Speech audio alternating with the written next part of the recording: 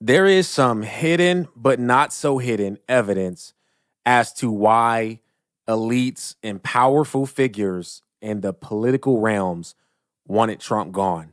Okay. This video right here is about to get really crazy because Donald Trump is single handedly destroying everything that they worked hard for. And this is why they did not want him in office. I'm gonna show y'all this video. I encourage you guys to watch the entire thing because you're gonna see exactly what I'm talking about after this video, okay? Let's go ahead and hop in, watch it, and react to it. Before we do me a quick favor. Hit that like button for the YouTube algorithm so that this video can reach more people like yourself. I truly appreciate you guys, and if you're not already subscribed to the channel, go ahead and tap that subscribe button, and let's hop into this video right now. Okay, so we already know that there has been a lot of programs that the government has had in place prior to Trump being reelected, and Trump has been working hard since he got into office to stop these programs, put an end to them, and to get the money back from these programs, billions and billions of dollars. And that's what he's going to talk about right here. I want to show you guys this. And then after this, we're going to dig into a couple of videos from some army figures and people in the military realm that have some things to say about our government. Okay, let's hop in. We are merely looking at parts of the big bureaucracy where there has been tremendous waste and fraud and abuse. In that process, we identified and stopped $50 million being sent to Gaza to buy condoms for Hamas. 50 million. And you know what's happened to them? They've used them as a method of making bombs. How about that? We stopped an attempt to make an illicit payment for illegal alien resettlement. We canceled $181 million in DEI training contracts. This is just for the training of people in DEI, which has been terminated and completely terminated. And we paused $1.7 billion in unauthorized payments to foreign organizations, including stopping more than $40 million that was on its way out the door to the very corrupt World Health Organization, which has not done its job and not done it properly. We also blocked $45 million for diversity scholarships in Burma. 45, that's a lot of money for diversity scholarships in Burma. You can imagine where that money went. These were the types of payments and many others. I could stand here all day and tell you things that we found, and we have to find them quickly because we want the money to flow to proper places. But these were the payments and types of payments affected by the temporary freeze, and the American people strongly support these efforts. I talked about it during the campaign, and they voted for us in record numbers. Okay, so just a couple of days ago, Trump announced that he would stop federal funds, right? And the media tried to portray this as funds that were going to affect us everyday American citizens. But that was in fact false. And he's stopping a lot of funds that the government has in place that are going to places that make zero sense. Okay, so this is an ex-sniper who spent a lot of time in our military. He's done a lot of different tours, okay, to countries and served. And he's going to speak about Donald Trump, and he's going to speak about our government and the prior presidents and his thoughts about them. And he said some pretty interesting things about our money that is being spent overseas and whether or not they are doing this for the American people or if there's a hidden agenda that we are not being told about that is affecting our money, that is getting taken from us and placed into other areas. Okay, check this out. Is Trump, in your opinion, is this, what goes around comes around? Or is this guy just totally misunderstood and, people are just trying to stick it to him while they have the chance? I don't even think it's like being misunderstood. I think it's just a political game of a certain party or a certain outside force that we can't see wants to stay in power, and they're trying to do everything they can to disrupt that. I don't know for what reasons. I just think that there's an outside force being applied that. I want to tell you guys also, this is before Trump got elected, okay? This was about maybe 5-6 months before he got elected. Is controlling somewhat his destiny, or trying to control his destiny of where he's going to end up in this whole political presidential race.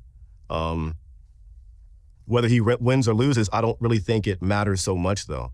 Why is that? I think the agenda has already been set in stone. It's already, set in place. That if just the things that are going on in the country today and the wars we're involved in, from, the Houthis to Syria, Iran, all these countries, Russia, Ukraine, there's so much going on right now that I think it's just that agenda that is being pushed for whatever reasons. I think we'll find out in the next couple years, though. I think it'd be a really interesting 2025, though. Yeah.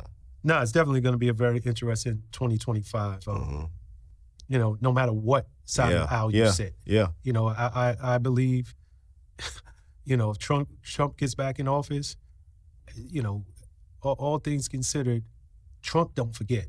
Yeah. They talk about Biden's memory. Ain't nothing wrong with Trump's memory. Right.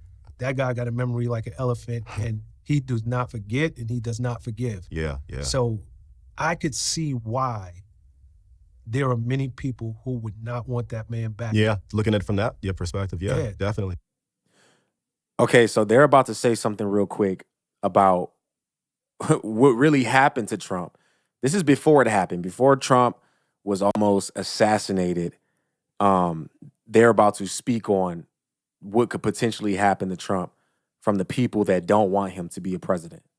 And this is crazy that he got this right before it actually happened. Trump is going to go scorched earth on a lot of people who he feel wronged him. Right. You're right. I mean, I can't blame him. I think I would be the same way.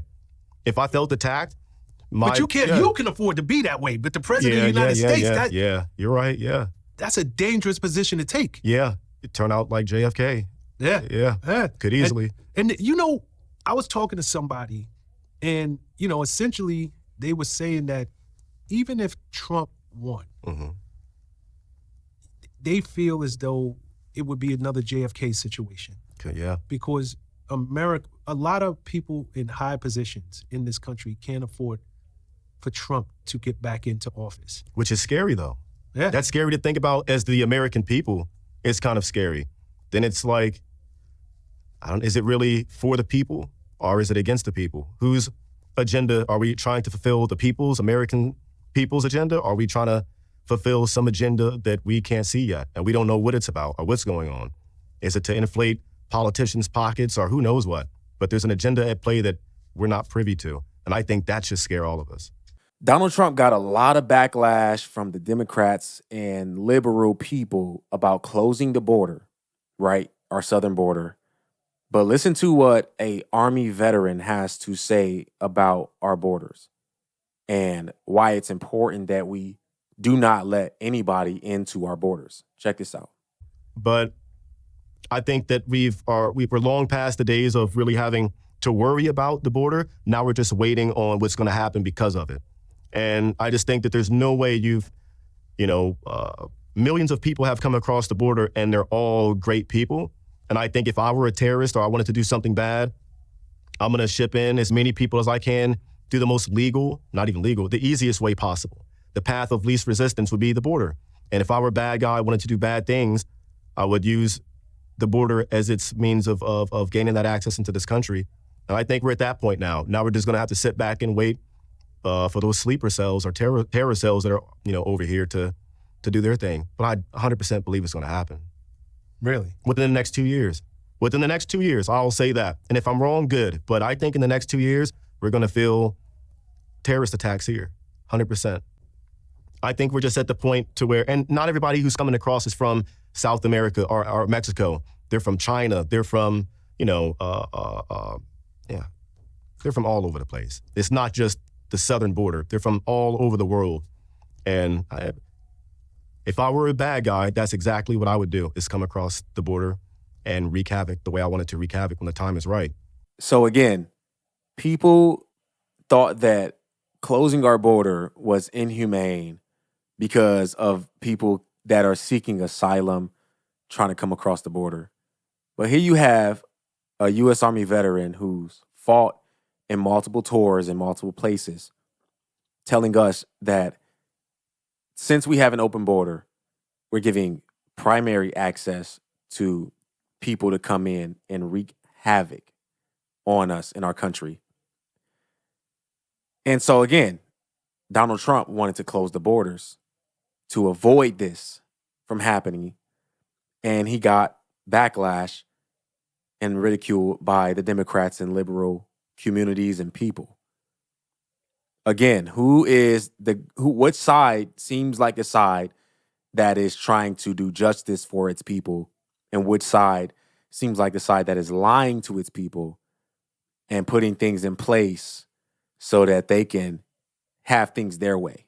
This was the CEO of Blackwater, which was a paramilitary or private military that was hired on to do thousands of jobs for our U.S. government.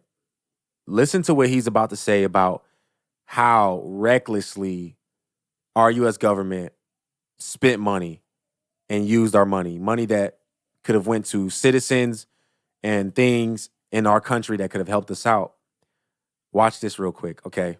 I mean, here's the thing. The U.S. government was paying $250 a gallon for fuel by the time it gets to where it gets put into a Humvee or a vehicle. Why?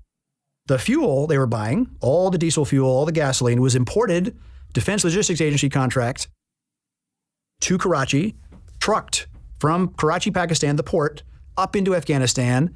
About a third of the Taliban's operating budget was tolling that fuel. Okay, so the Taliban's operating budget was about $600 million a year. A third in fuel tolls, a third in drugs, and a third tolling illegal mining. There was a huge oil field that had been drilled and proven during the Soviet times in the 80s called Amudarya oil field. Drilled, know it's there, 5 wells, capped properly. For $20 million, you could have drilled expansion wells, powered the entire country, $150 million. You put a modular refinery there, you have enough jet fuel, diesel, and gasoline, and enough HFO to power the entire country. This is not rocket science, but it's generals that don't understand math and don't understand business. They're thinking about only controlling some geographic battle space. It's too bad. It's really too bad. We could have done so much better there as a country. There was a lot of effort, but not very productive effort. And I really feel bad for veterans that lost friends, limbs, spouses, mental health, to have it pissed away by politicians. And Trump tried to engage, but he never really, his national security apparatus then was very much part of the problem. So you got the CEO of Blackwater telling us that our government wasted hundreds of $millions dollars, wasted it. And the only person that tried to fix this was Trump. But Trump couldn't do it because the people that he had in office at that time were bad at their job.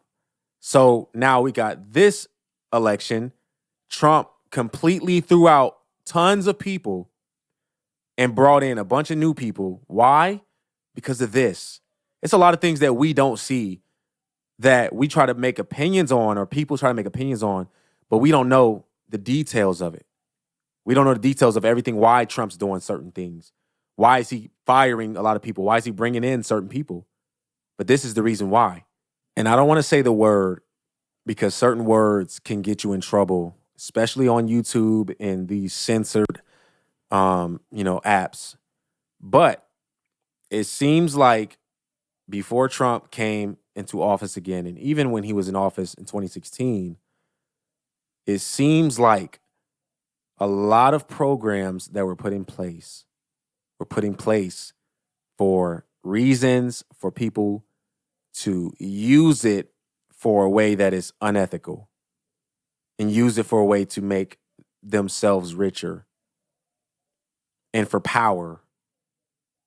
And Trump has been trying to undo this since 2016, and now he's trying to finish the work that he started. They tried to take him out, and he survived it. And he claims that God was the one that helped him survive it. A reason you think you were spared?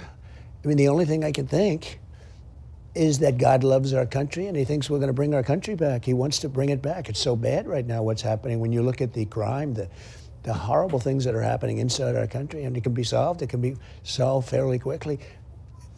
It has to be God.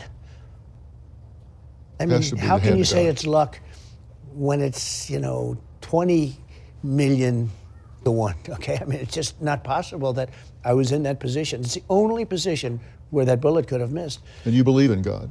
I do. You believe God's hand was in this that day? I believe so, yeah, I do. And you talk about the country. You believe you have more to do. You weren't done. You were spared for a reason. Well, God believes that. I don't know, y'all. Call me crazy, but seems like he is doing a lot of reversing right now. And the only thing that I'm afraid of is this. I'm afraid that Trump is going to do so good that he will have the ability to amend the 14th Amendment that says that a president can only serve 2 terms. I'm afraid that it's a possibility he could serve 3 terms from how good he'll be. Because all it takes is 3/4 of the states in the United States to agree to amend a constitutional law. And so that's the only thing I'm afraid of. But it seems like Trump is doing good work out here. And it seems like there are people that did everything in their power to try to stop him from becoming president because of this. Let me know what y'all think. All right. If you're new to the channel and you like what you see, I encourage you to hit that subscribe button and hit the post notification bell so you do not miss another video. My name is Aaron Page. I'll catch y'all in the next video. Until next time, I'm out.